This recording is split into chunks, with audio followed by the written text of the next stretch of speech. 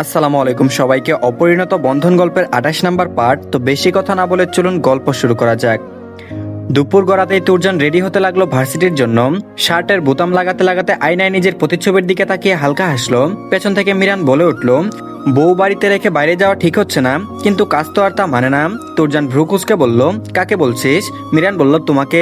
তুরজান বলল, তোর বোন হয়, একটু তো লজ্জা পা। মিরান বলল, হ্যাঁ লজ্জা? তুমি জানো আমি কত খুশি।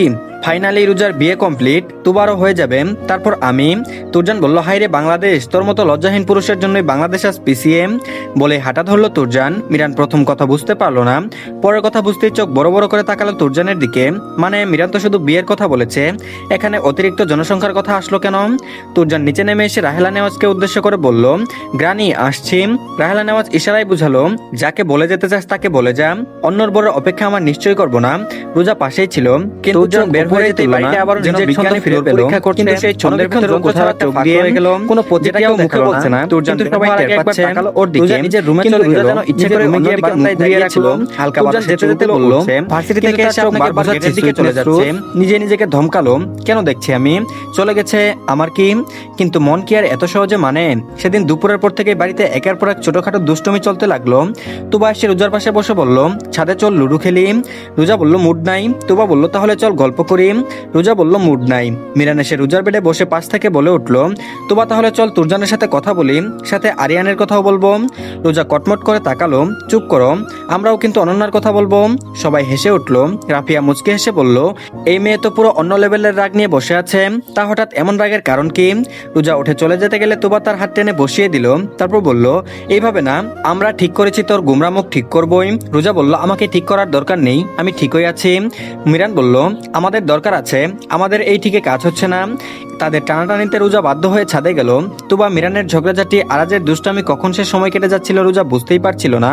কিন্তু হঠাৎ বিকেলের দিকে খেয়াল করলো তুরজান এখনো ফেরেনি। মনে মনে বলল, ভার্সিটি কি এখনো ছুটি হয়নি? আর এদিকে সন্ধ্যার পর তাজাল নেওয়ার সবাইকে ডেকে বললেন, তুরজান 3 দিনের জন্য বাইরে গেছে তার ব্যবসার কাজে। রোজার বুকের ভেতরটা কেমন যেন ফাঁকা হয়ে গেল। 3 দিন, কিন্তু মুখে কিছু বলল না। তুবা পাশে দাঁড়িয়ে ফিসফিস করে বলল, তুই জানিস না ভাইয়া বিজনেসের কাজে যাচ্ছে? রোজা মাথা নাড়ালো, অদ্ভুতভাবে তাকালো তুবার পানে। মিরান হেসে বলল, দেখলি বুনু কত ইম্পর্টেন্ট তুই, বলেই যায়নি। রোজা এবার রাগে বলল, আমাকে বলে যাওয়ার কি আছে? তোমরাও যা আমিও তাই, আমাকে এক্সট্রা করে বলে যাওয়ার কি আছে? কথাটা বললেও নিজের গলায় কাঁপন সে লুকাতে পারলো না। তাজাল নেওয়াজ আর মুস্তাফা নাজ ডিনার শেষ করে উঠে গেছেন। মিরান আর রাফেজও উঠে যেতেই রাফিয়া বলল, রোজা বলল, ভাবি কিছু বলবা? রাফিয়া বলল, সব যেহেতু ভাগ্যর জোরেই হচ্ছে, সেহেতু জেদ না দেখালেই ভালো নয় কি? রোজা বলল, বুঝিনি। রাফিয়া বলল, বিয়ের ব্যাপারটা চেপে যাওয়া কি তোর ঠিক হয়েছে? আমাদের জানালি না কেন? রোজা লজ্জায় আড়ষ্ট হয়ে যাচ্ছে, কি বলবে? হিটলারটা তাকে এমন একটা জায়গায় ফাঁসিয়ে দিয়ে চলে গেল। অশুদ্ধ পুরুষ তো রোজা এমনি এমনি বলে না। রোজাকে চুপ থাকতে দেখে রাহেলা নেওয়াজ বলল, হয়েছে, আর লজ্জা পেতে হবে না, যা হবার হয়েই গেছে। আর আমার দাদুভাই হিরোর টুকরো, বিয়ে যেভাবেই হোক আমরা খুশি হয়েছি। রাহেলা নেওয়াজের অ্যাক্টিং দেখে মনে হচ্ছে তিনি তুরজানের আগের বিয়ের কথা জানতেন না, নতুন বিয়ে হয়েছে তাই এমন যুক্তি দিচ্ছে।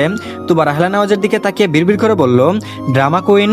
রাহেলা নেওয়াজ কথা ঘুরিয়ে বলল, যেহেতু বিয়ে হয়ে গেছে আর বাড়ির ছোট বড় সবাই জেনেও গেছে, সেহেতু আজ থেকে সব রুম রোজার জন্য বয়কট করা হলো। রোজা মুখ গুমরা করে বলল, তাহলে আমি কোথায় থাকবো? রাহেলা নেওয়াজ উত্তরে নিজের রুমে যেতে বললেন। বরের অত বড় রুম থাকতে বলছিস, থাকবি কোথায়? হাই রে বাঙালি, নিজের থেকে পরের ভালো বেশি বুঝে। তারপর থেমে বলল, আরে যা বলছি মনে থাকে যেন। তারপর হালকা কথাবার্তা বলে সবাই খাওয়া শেষ করলো।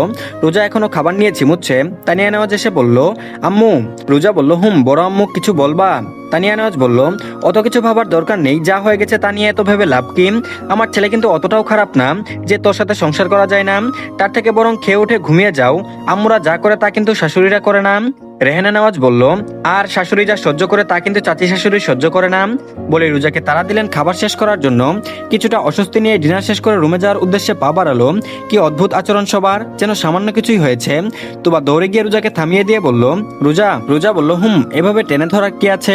তোবা বলল, কিছু না, তুই কি একা থাকতে ভয় পাস? রোজা বলল, আজীব প্রশ্ন, তুই জানিস না মনে হচ্ছে, আবার জিজ্ঞাসা করছিস। তোবা বলল, না, চারিদিকে কত ঘটনা ঘটে যায়, কত কিছুই জানি না, তাই বলছি নতুন করে ভয়টাই পাচ্ছিস কিনা? রোজার অগ্নিদৃষ্টি দেখে তোবা বলল, এখানে একটু দাঁড়া, আমি রুম থেকে আসছি। রোজা বলল, চল আমিও যাচ্ছি। তোবা বলল, এই না না, তুই এখানে থাক, আমি আসছি, এখান থেকে একদম নড়বি না। বলেই তোবা রুমের দিকে গেল। রোজা অবাক ভঙ্গিতে দাঁড়িয়ে রইল। সবাই কি করতে চাইছে। তুবা দরজার সামনে গিয়ে তুরজানের রুমের চাবি নিয়ে রোজার দিকে ছুড়ে দিল। রোজা কাজ ধরতে দেখলো চাবির রিং। তুবা দরজায় দাঁড়িয়ে বলল, আম্মুর কাছে এই এক্সট্রা চাবি ছিল। রোজা বলল, তো আমি কি করব? আর কিসের চাবি এইগুলো? তুবা বলল, ভাইয়ার রুমের। আম্মু তার বৌমাকে দিতে বলল। গুড নাইট ভাবি, এনজয় ইউর পার্সোনাল রুম বলে রুম আটকে দিল। এই বাড়িতে এক্সট্রা রুম যা আছে তাও তালা দেওয়া। নিশ্চয়ই এই বুদ্ধি রাহেলা নেওয়াজের। তিনি ওই সময় এই জন্যই ওই কথা বললেন, মানে সবার দরজা বন্ধ। রোজা হতাশ হয়ে বাধ্য হয়ে তুরজানের রুমের সামনে গিয়ে দাঁড়ালো। তালা খুলতে সেই পারফিউমের তীব্র গন্ধ নাকে এসে পৌঁছালো। রুমে এর আগেও এসেছিল, তাই বাল্ব জ্বালাতেই চোখে পড়লো তুরজানের গুছানো রুম। রোজাও এতটা গুছানো নয়, তবে এখন এত সবকিছু ভাবতে পারছে না। ঘুম আসছে ভীষণ, তাই কিছু না ভেবেই শুয়ে পড়লো তুরজানের বেডে। রোজা বারবার ফোন হাতে নিচ্ছে, আবার রেখে দিচ্ছে। কল করবে নাকি করবে না? তারপর বলল, আমি কেন কল করব? এই ভাবনায় নিজেকে আটকে রাখলো। রাতের ঘুম আসতে দেরি হলো। অজান্তেই মনে পড়লো ঝড়ের রাতে তুরজানের সেই শক্ত বাহুম। চোখ বন্ধ করতে বুকটা কেমন হালকা ব্যথা করলো। আজ তোবা জোর করে রোজাকে নিয়ে রান্নাঘরে গেল। তারপর বলল, চল আজ তুই রান্না করবি। রোজা বলল, আমি? তোবা বলল, হ্যাঁ, তোর জামাই আসলে খাওয়াবি না? রোজা চুপ করে গেল। এরা কি শুরু করেছে? রাফিয়া মুচকি হেসে বলল, আমরা কিন্তু সব বলবো। তুই কেমন রান্না করিস, নিয়ে এবার চটজলদি আয় একটু সাহায্য কর, তাহলেই হবে। রোজা বাধ্য হয়ে রান্নার কাজে সাহায্য করতে লাগলো। মাঝে মাঝে নিজেই থেমে যাচ্ছে। তারপর বলল, উনি কি খেতে পছন্দ করে? এই প্রশ্নটা মাথায় আসতেই নিজেই অবাক হলো। দেখতে দেখতে 3 দিন পার হলো। আজকে তুরজান হয়তো বাড়িতে আসবে। আর আর নিজেকে সামলাতে পারছে না। বিকেল থেকে বারবার গেটের দিকে তাকাচ্ছে। নিজের কাছে অবাক হচ্ছে রোজা। তুবা পাশ থেকে বলল, এভাবে তাকিয়ে থাকলে তো সে এখনই চলে আসবে না। রোজা চমকে উঠে বলল, আমি তাকাচ্ছি কেন? তুবা হেসে বলল, কারণ তুই আমার ভাইয়ের জন্য অপেক্ষা করছিস। রোজা এবার আর কিছু বলল না। দিনটা কেটে গেল। সন্ধ্যা নামলো ধীরে ধীরে। রোজা আজ আর তুরজানের রুমে ঘুমায়নি। যদি তুরজান সত্যিই বাড়িতে ফেরে, তাই সন্ধ্যায় গিয়ে রাহেলা নেওয়াজের রুমে ঘুমিয়েছে।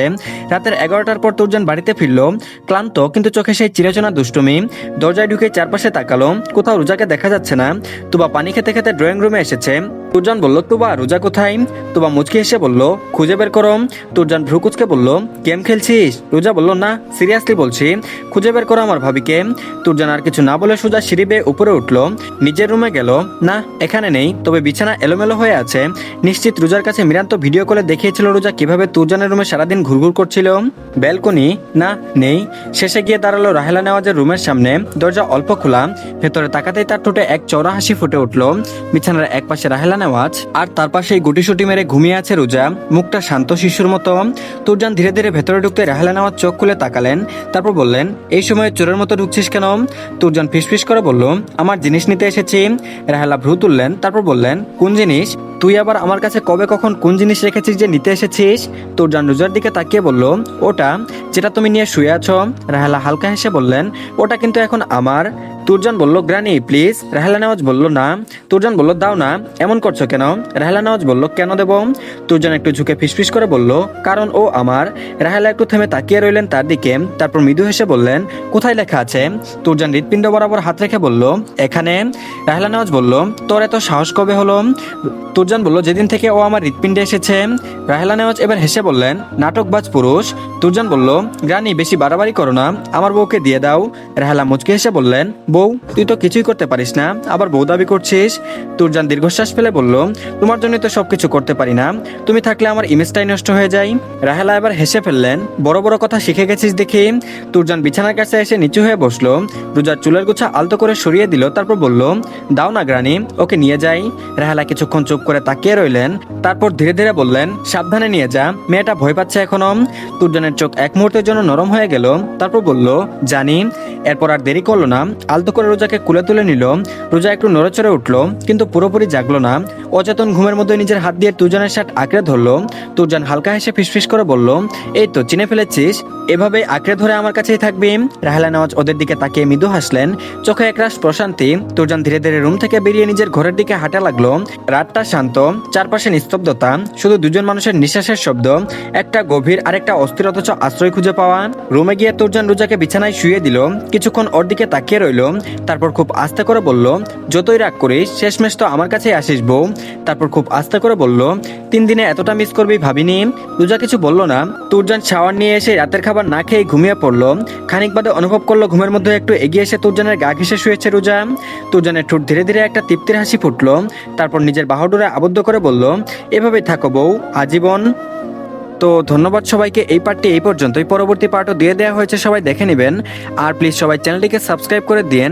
আর ভালো থাকবেন সবাই, আল্লাহ হাফেজ। আর অবশ্যই ভিডিওতে লাইক দিন।